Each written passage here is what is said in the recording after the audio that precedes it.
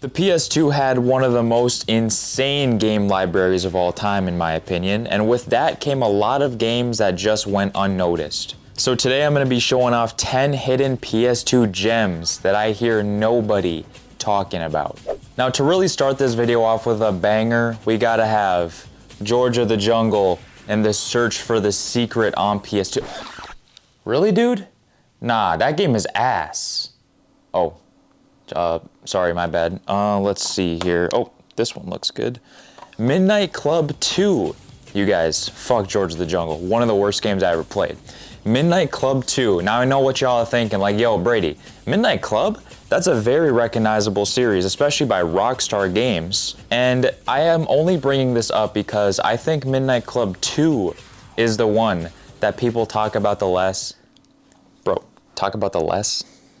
I think everyone loves Midnight Club 3 Dub Edition or Midnight Club LA. Don't get me wrong, those games are pretty good. I love LA, not so much Midnight Club 3. That's kind of a hot take. But Midnight Club 2 is my favorite in the series. Such a great game and such an underrated game. The soundtrack is one of the best soundtracks of all time. The areas of Los Angeles, Paris, and Tokyo are so good. I love Paris especially. Level design is phenomenal.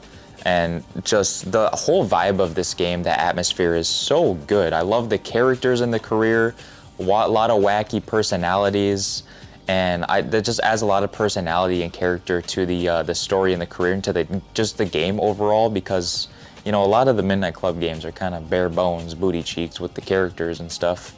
This game is not, for sure. And the variety of vehicles is really awesome. The gameplay is so butter smooth, dude. The driving is really nice, depending on what car you use. Some of the cars are pretty trash, and I don't use the bikes. I don't really like the bikes, but overall, this game is phenomenal. The side modes, the race editor, the two-player split screen, the cheat codes, like, dude, Midnight Club 2 is by far one of the most underrated games by Rockstar, in my opinion, and by far the most underrated Midnight Club game on the PS2. I feel like Midnight Club 1 is talked about way more than this just because it's the start of the series for Midnight Club, but I feel like this one goes really unnoticed, dude. Check this game out if you like racing games. Fucking phenomenal. Really good. Now, if you like adventure games, this is the game for you guys. Indiana Jones and the Emperor's Tomb. Such a phenomenal action-adventure game. Indiana Jones, you can't go wrong with Indiana Jones, man. Completely original story to this game. Indiana's going to find the 3 shards of the mirror of fucking chaos or whatever the hell it's called. I haven't played it in a minute, but anyways, this game is phenomenal. The combat is so good, like genuinely the most satisfying combat I might have ever played in a video game. The combat is really good. The mechanics of your whip and how you can like jump and whip, and dude, it's so satisfying to whip on things, whip enemies, and also the level design, phenomenal. I love the dialogue in this game too. It's actually kind of good with the enemies talking to you while you're fighting with them and stuff. It's actually pretty immersive in my opinion. And Indiana Jones, there wouldn't be a good Indiana Jones game without you feeling like you're literally on an adventure. And in this game, you literally feel like you're on an adventure with Indiana Jones. It's phenomenal. And there's also guns. The MP40 goes crazy in this game. So good. I love the diving mechanics and just the maneuvering, and dude, it's just really good. And then towards the end of the game, you get kind of into like the mystical kind of side of Indiana Jones, the stuff that kind of doesn't really align with reality. You have like ghosts fighting you, and you go into these portals and stuff, and it's really cool though, I gotta say. Indiana Jones and the Emperor's Tomb, minus Lego Indiana Jones The Original Adventures, this is the second best Indiana Jones game of all time. Like, it's fucking so good, dude. Combat alone is worth picking this game up for. Now we have a childhood classic for me that I literally hear nobody talk about. It's a pretty decent game. It's not like a phenomenal game, don't get me wrong, but it's pretty decent. We have Spyhunter 2 on the PS2. Such a good game, in my opinion. I don't know if you ever played Spyhunter. It is a Midway game, in fact, and Midway came out with bangers back in the day. Spyhunter, Rampage, Mortal Kombat, of course. Spyhunter is one of my favorite series from Midway. Spyhunter 2 especially, really fun. You're basically this agent that has this car that can transform into a boat or a snowmobile or a bike. And it's just a super high-tech car with weapons on it and stuff. It's really cool. And you're trying to stop these like bad guys from doing whatever the hell they're doing. I mean, the story doesn't really matter, in my opinion, with these games. It's all about just kind of the fun gameplay of driving around and shooting enemies and stuff. And that is really fun, dude. The driving around in this game, killing enemies, there's so much variety to the weapons, to the levels. Sometimes you're in like a kind of town area, you're in a rural highway area, you could be in a swamp, you could be in a snowy biome, on railroad tracks, dude, in like Asia. Dude, the variety of missions in this game is really, really cool, as well as the soundtrack is banger. Absolutely love techno-style soundtracks. But yeah, Spyhunter 2, really good game, really decent. I would say pick it up, it's pretty cheap. But if you like agents and like action spy type of games, driving cars that have guns on them, kind of like a Twisted Metal vibe, bro, you're gonna love this game. Pick it up. Now we have a game that resonates with me a little bit on a personal level. We have Stuntman Ignition on the PS2. Now this is such a cool game. You're basically a stuntman working in movies, and you mainly are driving the vehicles and stuff, and you're doing all these stunts. And there's a director directing you in the background, and you have to hit all of these specific points to make the scene look as cool as possible, just how the director wants it. And it's such a cool game because I love filmmaking. I don't necessarily want to be a stuntman, but I can really look at, you know, all the shots that are implemented in this and really appreciate it. I love filmmaking, you guys, I really do. Such a variety between movies. There's like 4 or 5 different movies worth of scenes that you do stunts for. Really cool. There's an editor mode, like there's like an arena mode where you can edit stuff, edit your own stunts, put in your own ramps, do anything you want really. The multi-clash mode, definitely a switch up. It's definitely a unique game. You don't see games like this nowadays. Stuntman Ignition, guys, definitely pick it up. Also, this cover art is fire, literally. Now, for all you strategy game enthusiasts, this one is for you. We got Worms, Forts, Under Siege on the PS2. I'm not a huge fan of strategy, turn-based style games, but this one is pretty fun. I'm not necessarily good at it, but it is a really fun game when you're like, you know, have a good game going. So it's a turn-based game where each team of worms can build their own fortress, literally. And then the more buildings and the bigger fortress you have, the more different weapons you can use, and you have to basically destroy the other team's fort. And not necessarily the forts, but you just mainly have to kill all of their worms, and I think each team has like 5 different worms on them. And the cool thing about this specific Worms game is that you can build your own fortress, which in the other Worms games I don't think you can. So Worms, Forts, Under Siege, guys. If you like strategy games, pick this one up, man. Now, some of y'all might look at this and be like, bro, what the fuck? This is not no hidden-ass PS2 game. This is like a trash-ass shovelware game. You may be right about that, but I love this game a lot, actually. Now, this is Puzzle Challenge, Crosswords, and more. Now, it is what it says it is. This is a game with a compilation of a bunch of different kind of crosswords, a bunch of different kind of word searches and other stuff like that. I personally play this for the word searches. I don't like crossword puzzles. I only do word searches. Dude, I don't know about y'all, but I used to have those books, those word search books back in the day when I was a kid. I like word searches, man. What can I say? I think they're pretty fun. And in this game, they have a huge variety of word searches. They have the micro word searches, the mini word searches, and then the regular size word searches.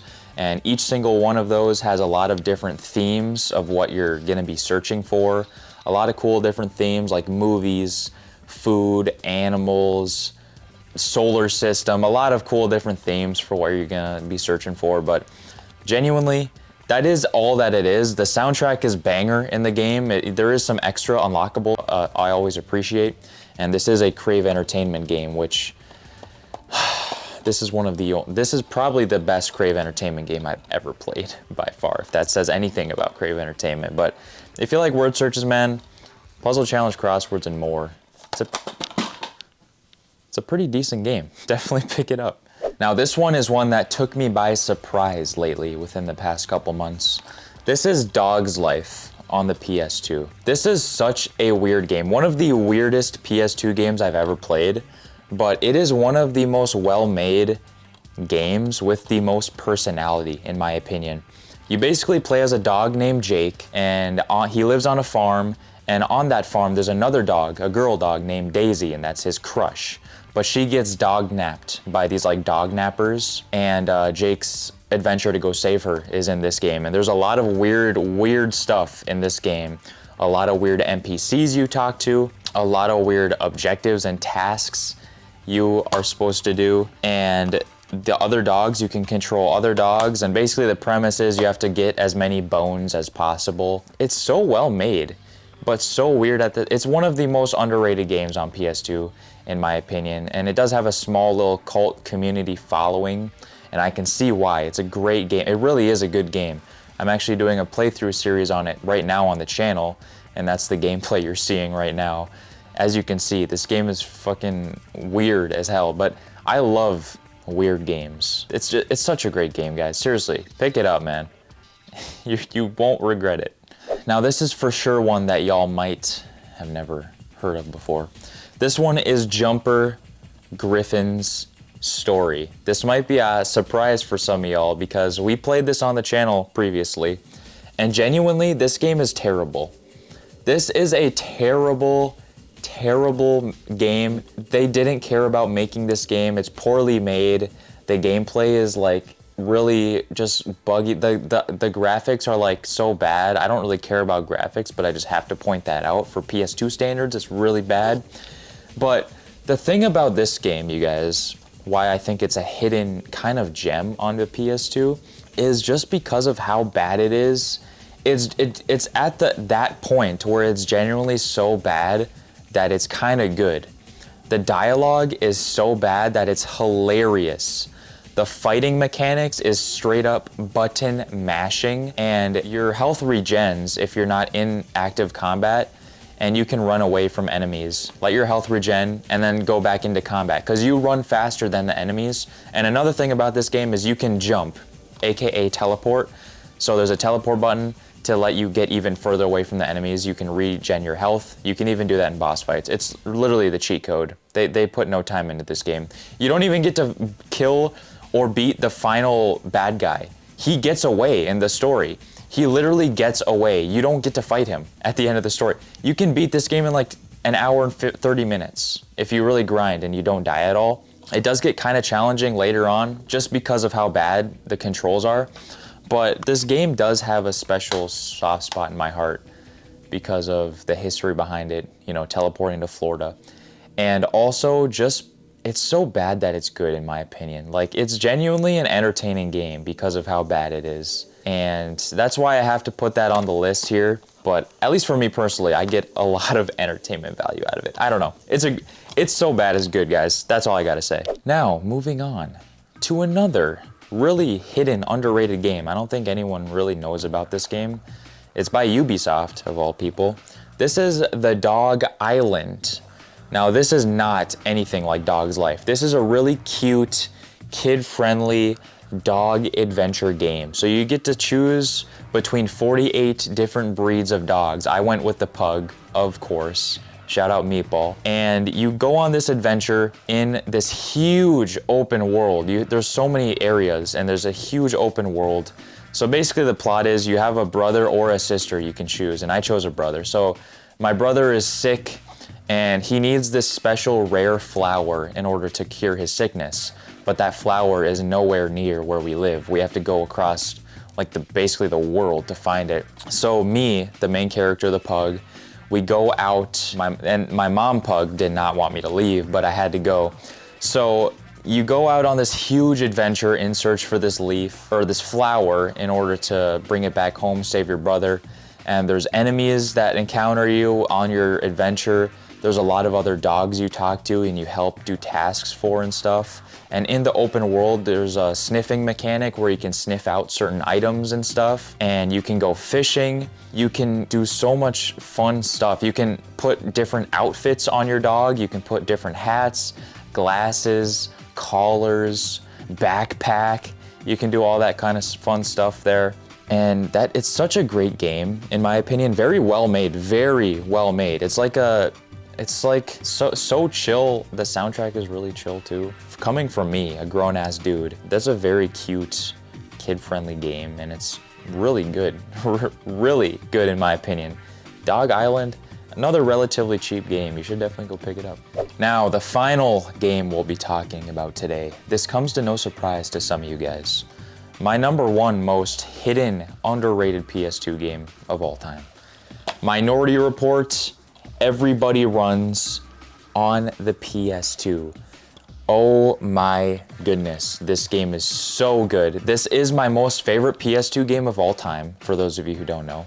And this game is based off of the movie Minority Report that came out back in the early 2000s with Tom Cruise. And the main plot is you're a guy named John Anderton who works for basically the police force called Pre-Crime. This is set in the future.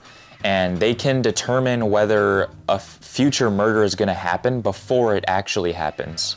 So they're able to stop the guy before he's able to commit the murder, which in turn saves a lot of lives.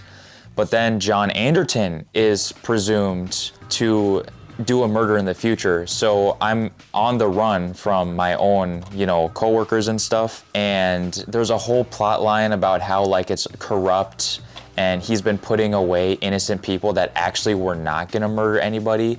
And it's like actually a pretty fire story. The movie does it way better. The game has a couple plot points, but like overall, this is such a cool game. And just to tell you about the actual game, it is a third-person beat-em-up style game, and there's so many combos you can do. You can do grab combos, which are my favorite. And dude, the combat in this game is so good. The enemy variation is really good. They have the normal blue or the green enemies that are pretty easy, the red enemies that have the guns, and then the blue enemies, which are the hardest, and they actually like counter your combos and everything. And they're not necessarily enemies, I guess. They're kind of your coworkers. They're just kind of doing their job, But the combat is amazing. The level design is gorgeous. Absolutely some of the best level design I've ever seen in my entire life in any game. Especially the first third of the game. Bro, it is so good. When you're in like the city area with all the ads and everything. Oh my goodness, it's so good. And my favorite thing, the destructible environments and the ragdoll physics of these enemies. You're seeing the gameplay. I'm also showing gameplay from previous videos because I've made a lot of videos on this game before. As you can see from the fighting, dude, the destructible environments are amazing.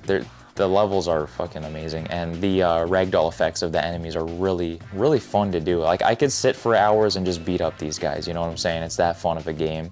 And that's what carries this game for me to be my most favorite PS2 game of all time, is the destructible environments, the ragdoll physics, and the environments, the level design. The story so much, I could care less for the story because sometimes it doesn't make sense because you can throw enemies to their deaths. Like it doesn't necessarily show them dying, but you know that certain times you're literally killing somebody, especially on the rooftop battle level. You throw your coworkers off of the rooftop. They're not surviving that drop. So it's interesting that they didn't predict that he was gonna do that. So there's a whole plot point with that little plot hole. But if you don't really think about that, this game is fire. There's also weapons you can use that are really handy, in my opinion. I love the concussion rifle. It's one of my favorites. And the wasp. The wasp, oh my gosh, that's so fun. The boss fights are also pretty good in this game. Pretty difficult sometimes. The first boss is pretty simple, but as the bosses go on, especially Ben Mosley Part 2, oh my gosh, that boss is ridiculously hard. And then also the final boss is kind of some bullshit too, but I've talked about this game so many times, I don't want to re-say the things I've already said before, but dude, it's such a great game. My favorite PS2 game of all time, and I would say you guys definitely need to check out Minority Report. It's also on the original Xbox and the GameCube, if you guys have that and don't have a PS2. Minority Report, everybody runs, bro. It's so good. So what PS2 game do you guys think deserves way more love? Let me know in the comments down below. And tune in for next Thursday's episode where we play a very interesting PS1 demo disc and maybe get some free stuff along with it. So I'd love to shout out the channel members, a part of BRD crew. Thank you guys for the support. I really appreciate y'all. And shout out Kansas Cowboy Jr., a part of the BRD VIPs. Thank you, my boy. I love you and what you do on the channel, man. It means a lot to me. Thank you for the support. If you guys want to be a channel member, the links are in the description down below. And subscribe for weekly retro gaming content. Bro, what are you still doing here?